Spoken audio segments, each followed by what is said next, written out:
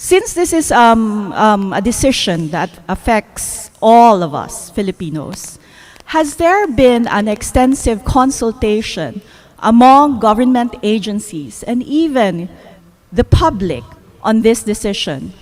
That's my first decision. That's my first question. Second, Maybe we should respond immediately Okay. to that so that we'll not be lost. One, the president is the chief architect of foreign policy. He doesn't have to consult. He was elected to be the leader of this country. And everything that he does would be reflected, a reflection of the sentiments of the Filipino people. And to my mind, there is no need for an extensive discussion on that with respect to the other sectors of society. He has studied that. It's been there. He has been, in fact, threatening to do that, and he has finally did it.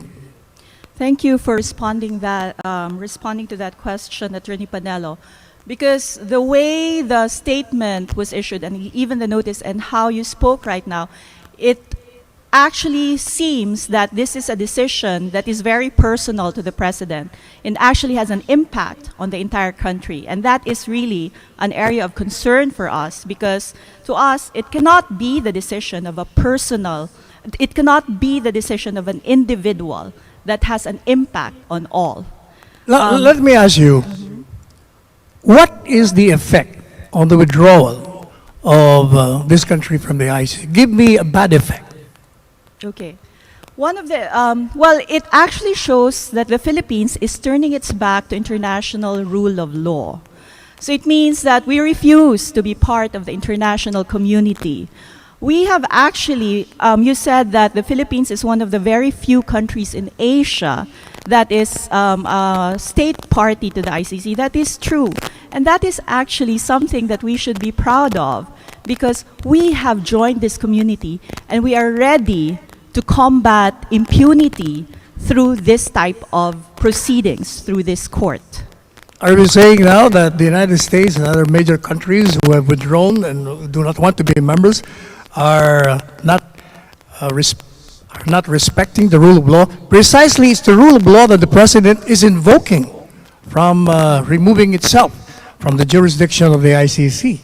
Attorney Panelo, one thing I noticed is that we always compare ourselves to the United States. One of the things that I can say, I studied in the United States. I went to law school also in the United States.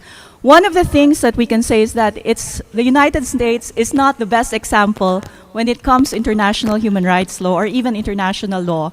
So as a country that aims to be a responsible citizen or a responsible member of the international community, I am not sure if we should be comparing ourselves to the United States. But even without the comparison, as I said, what effect? You said that we will come out as a violator of the rule of law, but precisely it's the president invoking the rule of law.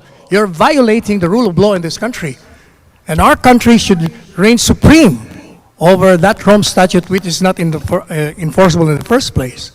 You're putting me within your jurisdiction when you cannot do that. Well, I think you will find in our letter, number one, let me just point out that it doesn't really adequately explain the statement of the president, how the preliminary examination violates rule of law.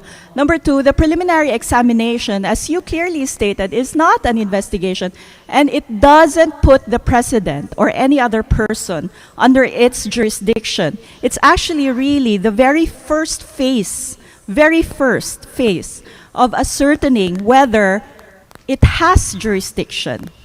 That's why we indicated in our letter, the ICJ actually indicated in its letter, that one of the best steps that the Philippines could have taken to thwart ICC jurisdiction is to respond to the prosecutor that it is investigating all these allegations of extrajudicial killings.